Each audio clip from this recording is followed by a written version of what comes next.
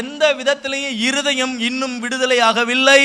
இன்னும் இருதய விடுதலை ஆகலைன்னா நம்ம வாழ்க்கையினுடைய செயல்பாடுகள், நம்முடைய தோற்றம், நம்முடைய பேச்சு, நம்முடைய பார்வை, நம்முடைய சுபாவம், நம்முடைய எல்லா அணுகுமுறைகளும் மிகவும் கரடு முரடதாக இருக்கும். இங்க விரக்தி அடைஞ்ச ஒரு மனுஷனுடைய வாழ்க்கை, தோற்று போன ஒரு மனுஷனுடைய வாழ்க்கை, எல்லா நிலைகளிலும் இனி எந்த விதங்களிலும் மாற்றம் வராது என்று நினைத்து கொண்டிருந்த ஒரு மனிதனுடைய முகம், அவன் தேவனுடைய வசனத்தை கேட்க கேட்க கேட்க அவன் இருதயத்துக்குள் ஒரு ரட்சிப்பு உண்டானது. அந்த ரட்சிப்பு அவனுடைய முகத்தில் ஒரு நம்பிக்கையை பிறக்க வைத்தது.